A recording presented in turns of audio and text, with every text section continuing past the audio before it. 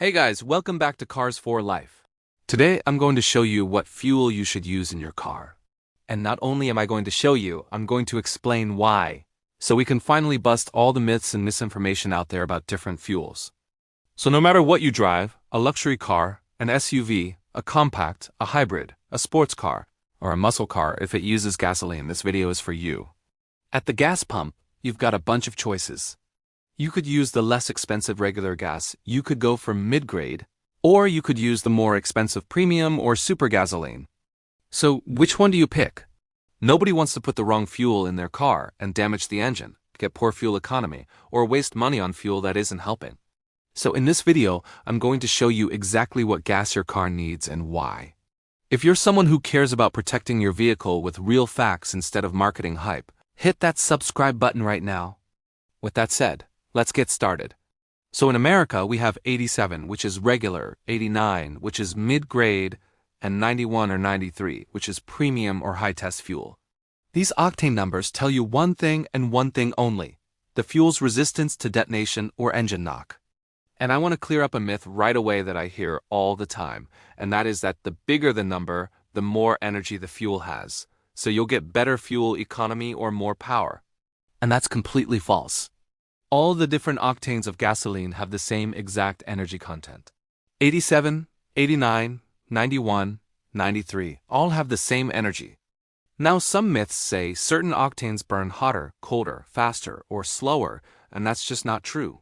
They all burn at the same temperature and speed.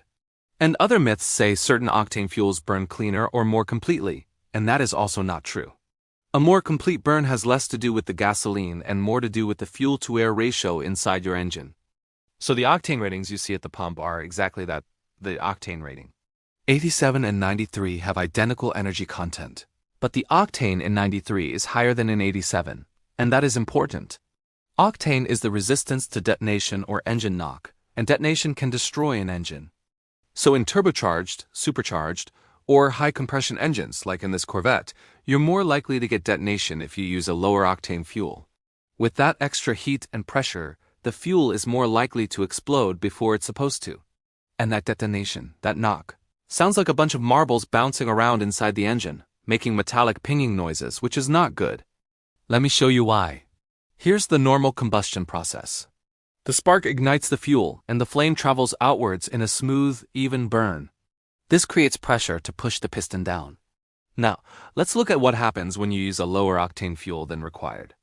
The spark ignites the fuel just like normal, but as the flame moves, the pressure increases and causes pockets of fuel to ignite unevenly. This creates an explosion rather than a smooth burn. That metallic knock you hear is this uneven explosion, which can damage the piston, rings, valves, and even the engine block. So higher octane fuel prevents this in high-performance engines. Now, today's cars have something called a knock sensor. It's like a stethoscope for your car's computer. It listens for engine knock and adjusts the engine timing to prevent it. But you don't want knock to happen in the first place. You want to use the proper fuel to prevent it altogether. So your decision at the pump is pretty important. But that doesn't mean you should always run the highest octane you can get, because you might just be throwing money away. Many cars run perfectly fine on regular. In a bit, I'll show you how to tell which fuel your car needs. First, let's bust another myth: that fuel from America isn't as good as fuel from Europe or Australia. People think this because they see 95 and 99 octane at pumps in Europe. Since those numbers are bigger than our 87 or 93, their fuel must be better, right? Actually, this is misleading because Europe uses RON, or research octane number. In America, we use PON, or pump octane number. Europe's 95 octane is like our 89, our mid-grade. And their 98 or 99 octane is like our 93 premium.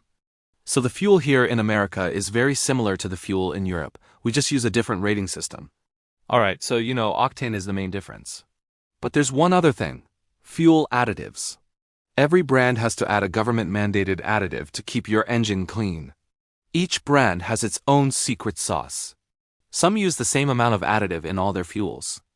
I know for Shell, they use 7 times more additive than required by law in their premium fuel. What do these additives do? They help clean carbon deposits, also known as gunk and sludge, from your fuel injectors, pistons, and valves. Without them, your engine becomes a lot less efficient over time. I'm going to show you the difference between clean and dirty engine parts, and why using the right fuel is so important. First, let's look at engine valves. Here are 4 valves from a 4-cylinder motor. This one is perfectly clean, our benchmark. Now, look at this one. It's got some normal carbon buildup, the kind you'd find in any daily driver. You can see deposits where the valve seats, on the stem, and underneath. It's not terrible, but it's there. This next one is a bit gunkier. And believe me, on direct injection engines, it can get way worse. This buildup hurts your car's efficiency. Fuel won't mix with air properly, airflow is restricted, and the valve might not seal correctly. All that means you're losing power and gas mileage. Keeping your engine clean is key. Now for the fuel injectors. I've got 4 of them hooked up to this tester. Look closely. Injectors 1 and 4 have a nice, even spray pattern.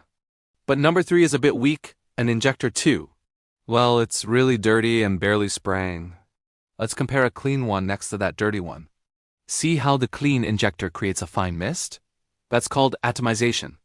The dirty one is just streaming fuel. This leads to poor fuel economy and less power because the fuel isn't burning efficiently.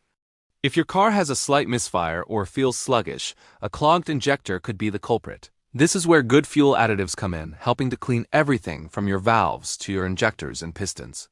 But some premium fuels do even more. Let's go back inside the engine.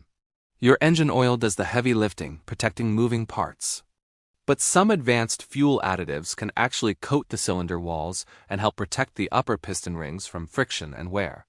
That's some seriously cool tech to help your engine last longer. And there's one more thing. If you store your car for winter or don't drive it much, corrosion can be a real problem. Some fuels contain additives that protect your fuel system from rust, so your parts don't end up looking like this corroded valve. So with all this talk about clean engines and additives, what fuel should you actually use? The answer is simple. Use what your car's manufacturer recommends. They designed the engine, they know what's best. If they say premium, use premium. If they say regular, use regular. Finding out is easy. The first place to check is behind your fuel door.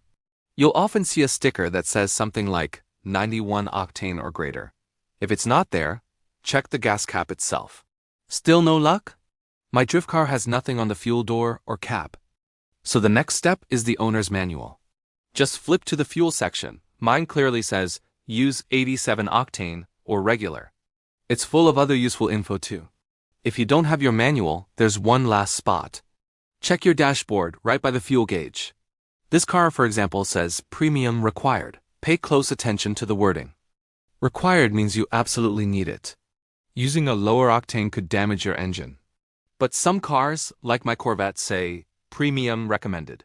This means you can use regular fuel without any issues. The car's computer will adjust the engine timing to prevent knock. If it says premium required, you must use premium fuel, period. Using a lower octane can cause engine knocking or detonation, which can seriously damage your engine over time. Now, what if it says premium recommended? This is where you have a choice. You can absolutely use regular gas. Your car's computer is smart enough to adjust for the lower octane. You might lose a tiny bit of power and fuel economy, maybe not even enough to notice, but it's completely safe. Running premium is still better, as it allows the engine to perform at its peak, but it's not a requirement.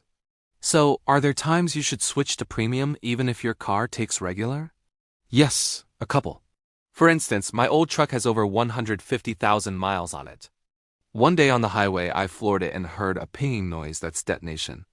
I immediately pulled over and filled up with premium, and the noise stopped. What likely happened was carbon buildup inside the engine, which can raise compression or create hot spots. The higher octane and premium fuel stopped the detonation. Speaking of carbon buildup, some premium fuels, like Shell V-Power, claim they can clean your engine.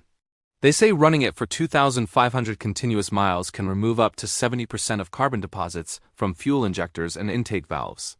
So not only did the premium fuel stop the immediate problem in my truck, but it also helped clean things out. Now, I can run regular again without any issues. Another time to switch is if you modify your car. My drift car, the Stinger, runs on regular just fine stock. But I'm planning to add a supercharger. Once you start tuning an engine for more power, you have to use the fuel your tuner tells you to.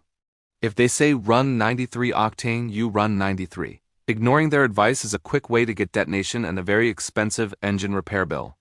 So stock car, follow the manual. Tuned car, listen to your tuner. Okay, what if you mess up? Let's say your car requires premium, but you accidentally fill it with regular. Maybe you were distracted, or the station you stopped at in the middle of nowhere only had regular. Don't panic. There's a solution. You can buy a bottle of octane booster from an auto parts store or even the gas station itself. Just pour the whole bottle into your tank. This will raise the octane level of the fuel and protect your engine. If you have to drive to get the octane booster, just take it easy. Don't accelerate hard and let the car's knock sensors do their job of adjusting the engine timing to prevent damage. One last thing I have to mention is E85. If you see a pump labeled E85, this does not mean 85 octane. It means 85% ethanol. This fuel is only for flex fuel vehicles. Using E85 in a car that isn't designed for it can cause serious damage to your fuel system and engine. Always check your owner's ZES manual to see if your car is flex fuel compatible before even thinking about using it.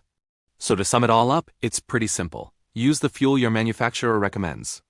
If it says required, use it.